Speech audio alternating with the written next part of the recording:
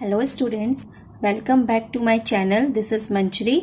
आप देख रहे हैं मेरे साथ एक नया topic C TET, UP TET और यू टेट के सिलेबस के अनुसार एक नया टॉपिक आप लोगों को करवाया जा रहा है आज, जो कि है आपका सिंपल इंटरेस्ट।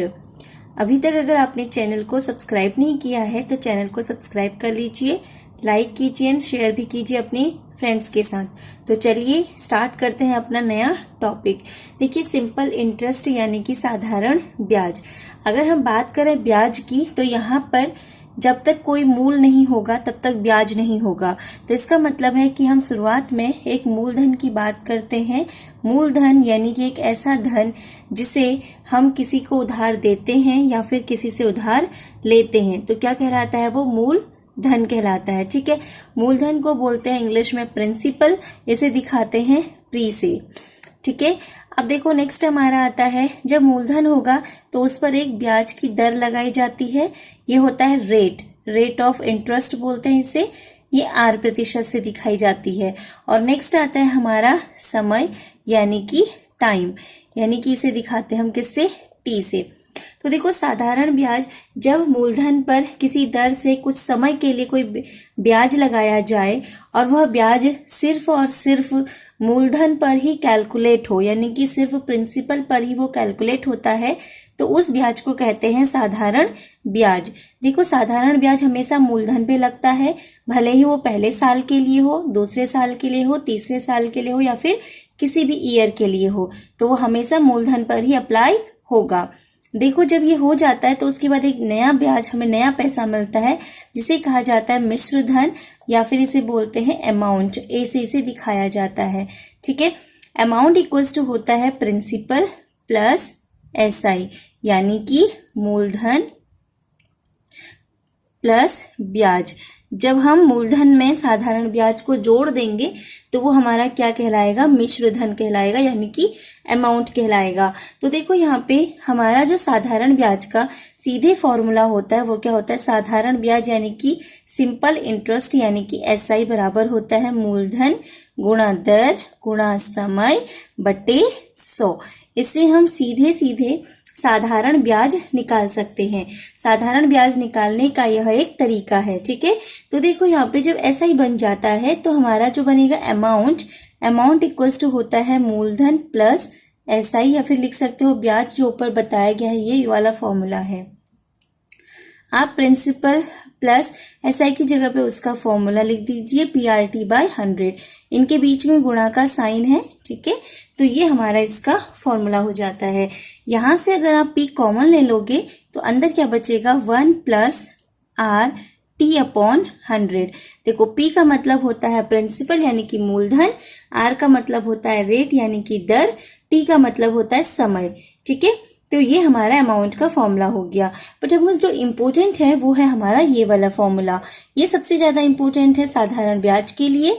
साधारण ब्याज बराबर मूलधन गुणा दर गुणा समय बटे 100। ठीक है, तो ये हमारा था साधारण ब्याज का कॉन्सेप्ट। देखो, साधारण ब्याज में कुछ बातें हमेशा ध्यान रखिएगा कि साधारण ब्याज हमेशा मूलधन पर ही लगता है। ठीक है, जब हम मूलधन पे ही हर साल में ब्याज लगाएंगे तो वो ब्याज हमेशा हमारा कम होगा। किसकी कंपेयर में? हमारे चक्रवृद्धि ब्याज की कंपेयर में। अभी चक्रवृद्धि ब्याज का कॉन्सेप्ट नहीं समझा रही हूँ, अभी सिर्फ साधारण ब्याज बता रही हूँ। साधारण ब्याज हमेशा मूलधन पर ही अप्लाई होता है, इस बात को आपको ध्यान रखना है। ठीक है, अब चलिए कुछ क्वेश्चंस की हेल्प से मैं आप लोगों को समझाती हूँ। एक एग्जाम्पल मैं यहीं पर ले लेती हूँ। जैसे मैंने लिखा क्वेश्चन, मैंने लिखा प्रिंसिपल है आपका 1000 रुपया, कितना है? 1000 रुपीज। ठीक है, रेट ऑफ इंटरेस्ट जो है आप लोगों का वो है कितना? 10%। और जो टाइम दिया गया है वो दिया गया है आपका 2 ईयर्स का। ठीक है, तो देखो यहाँ पे हमसे बोला गया कि साधारण ब्याज निकालो। तो देखो, साधारण ब्याज यानी कि एसआई बराबर क्या होता था? मूलधन गुणा दर गुणा समय बटे 100। ठीक है, अब वैल्यू रख दो। देखो यहाँ पे मूलधन कितना है? 1000 रुपया, दर कितनी है? 10, समय कितना है? 2, बट्टे में कितना आ जाएगा? 100। जो कट रहा है काट दो। देखो, एक जीरो से ये वाला एक जीरो कट जाएगा, दूसरे जीरो से ये दूसरा जीरो कट जाएगा। क्या बचा तुम्हारे पास, यहाँ से 10 बचा, यहाँ से भी 10 बचा, यहाँ से 2 बचा, तो कितना हो जाएगा 10 गुणा 10 100, 100 गुणा 2 200। कितने रुपए का ब्याज मिल गया तुम्हें, 200 रुपए का। ये हुआ आपका साधारण ब्याज। अगर यहीं पे आपसे पूछ लेता अमाउंट बताइए, तो अमाउंट कैसे निकलता, देखो अमाउंट बराबर होता है मूलधन प्लस ब्याज। मूलधन कितना था 1000 रुपया, ब्याज कितने का मिला 200 का, कितने बने 1200 रुपये। तो ये हो जाएगा आपका क्या, इसका अमाउंट यानी कि मिश्र धन। ठीक है, तो देखो कितना सिंपल है, फॉर्मूले की हेल्प से डायरेक्टली सॉल्व हो जाता है क्वेश्चन को, कोई भी सॉल्व करने में यहाँ पे दिक्कत नहीं आएगी। अब आते हैं हम कुछ अगले क्वेश्चंस में। नेक्स्ट देखिए अगले क्वेश्चन में आते हैं। क्वेश्चन क्या है, मूलधन 500 रुपये पर 6% की दर से 5 साल के लिए साधारण ब्याज ज्ञात कीजिए। देखो मूलधन है 500 रुपया, ब्याज की दर है 6% और समय दिया है 5 साल। ठीक है, तो साधारण ब्याज तो सीधे निकल जाएगा। देखो साधारण ब्याज, सिंपल इंटरेस्ट भी लिखते हैं, ऐसा ही लिख रही थी अभी तक मैं इसे। ठीक है, वही चीज है अभी भी। अब देखो साधारण ब्याज का फॉर्मूला क्या हो जाना चाहिए, P into R into T upon 100। तो देखो प्रिंसिपल कितना है 500, दर कितनी है 6, समय कितना है 5, बट्टे में कितना होगा 100। ठीक है, तो देखो एक जीरो से एक जीरो कट गया, फिर इस दूसरे जीरो से दूसरा जीरो कट गया। ठीक है, बचा कितना, देखो 5 गुणा 6 गुणा 5, गुणा करूंगी 5 छक्का 30 गुणा 5, फिर इसकी गुणा अगर करूंगी तो क्या बनेगा, देखो 5 तिया 15, तो ये हो जाएगा 150 रुपया। साधारण ब्याज ही उसने पूछा था, तो इसका आंसर कितना आ जाएगा आपका 150 रुपया। तो देखो साधारण ब्याज निकालने के लिए हमेशा मूलधन गुणा दर गुणा समय बटे 100 का कॉन्सेप्ट लगा दो, हमेशा आंसर ठीक ही होगा। ठीक है, अब देखो कैलकुलेशन हमारी स्ट्रांग होनी चाहिए। कैलकुलेशन के लिए आप लोग मेरी वीडियोस को वॉच कीजिए प्रॉपरली, देखिए मैं किस तरीके से आपका अंश और हर को काट रही हूँ, कैसे इस कैलकुलेशन कर रही हूँ। ठीक है, और आप भी उस पर प्रैक्टिस जरूर करें। अगला क्वेश्चन आता है हमारा नेक्स्ट। देखो क्या बोल रहा है, कोई धनराशि 10 सालों में खुद की दुगनी हो जाती है, साधारण ब्याज की वार्षिक प्रतिशत दर ज्ञात कीजिए। तो देखो यहाँ पे क्या कॉन्सेप्ट है, कोई धनराशि होगी 10 सालों में खुद की दुगनी हो जाती है। ठीक है, एक एग्जांपल बताती हूँ। जैसे देखो मान लो आपके पास 100 रुपए हैं, ठीक है, 10 साल बाद वो 100 रुपए हो जाते हैं 200। ठीक है, तो 100 रुपए था तुम्हारा मूलधन और 200 रुपए था तुम्हारा मिश्र धन। ठीक है, तो देखो यहाँ पे मैंने लेट कर लिया, यहाँ पे मेरा जो मूलधन है वो कितना है मेरा P। ठीक है, तो जो मेरा मिश्र धन होगा वो कितना हो जाएगा मेरा 2P। ठीक है, तो देखो जो मेरा साधारण ब्याज होगा वो होगा मेरा मिश्र धन में से मूलधन को माइनस कर दो। क्यों, देखो मिश्र धन में से मूलधन माइनस करोगे, अमाउंट में से प्रिंसिपल माइनस करोगे तो ही तो ब्याज मिलेगा। ठीक है, तो साधारण ब्याज आपका कितना बन चुका है, यहाँ पे देखो आप यहीं पे सॉल्व करके देख लीजिएगा। देखो ये है 2P और ये है -P, तो कितना हो गया P। अगर मैं तुम्हें फिर से एग्जाम्पल में वापस ले जाऊं बच्चों, देखो मैंने बोला था 100 रुपए तुम्हारे पास धनराशि है और 10 सालों में वो 200 रुपए हो जाती है। तो देखो 100 रुपए तो तुम्हारे ही थे 200 में, तो तुम्हें कितने रुपए का ब्याज मिला, 200 माइनस 100 यानी कि 100 रुपए का। तो यहाँ पर भी ध्यान रखना साधारण ब्याज निकलता है मिश्रधन माइनस मूलधन बराबर करके साधारण ब्याज होगा।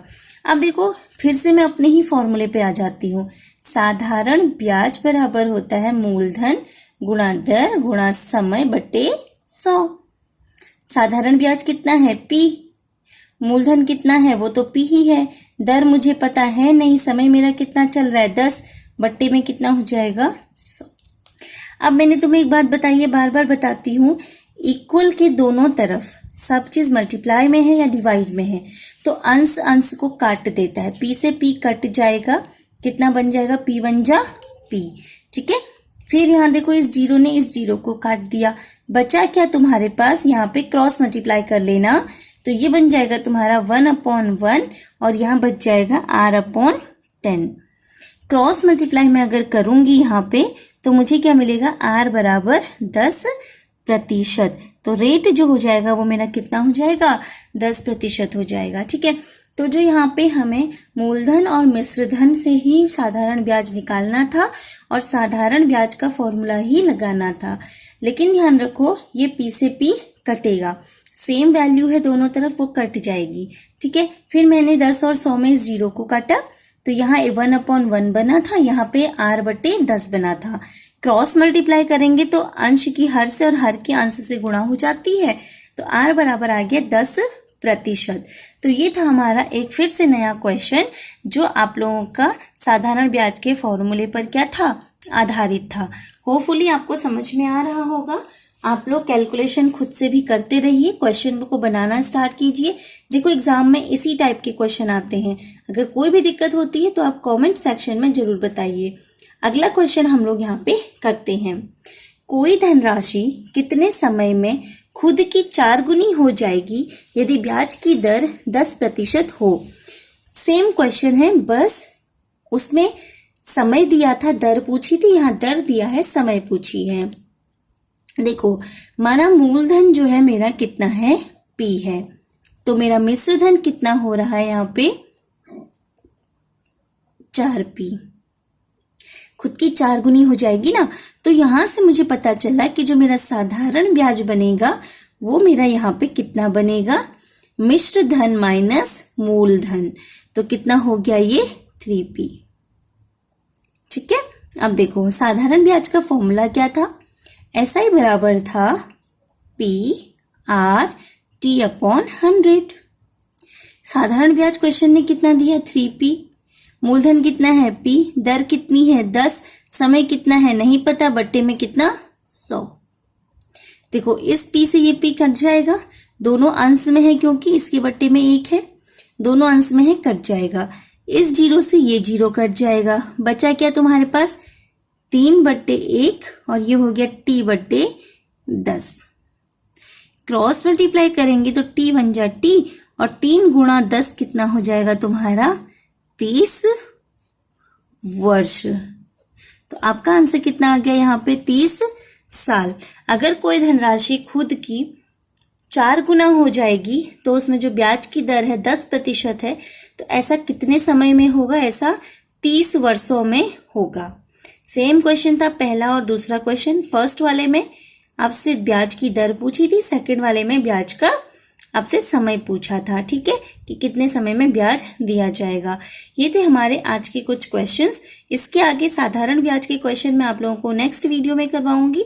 तब तक के लिए आप लोग इन क्वेश्चंस पे प्रैक्टिस कीजिए और फॉर्मूले पर भी बार बार प्रैक्टिस कीजिए। अगर चैनल में आप लोगों को बताई गई बातें समझ में आई हैं, आपको पढ़ाना सही लगता है और आपको लगता है कि आपको मेरे साथ अपनी तैयारी कंटिन्यू करनी चाहिए, तो आप लोग मेरे चैनल को सब्सक्राइब कीजिए, लाइक कीजिए एंड शेयर भी कीजिए। Thank you students.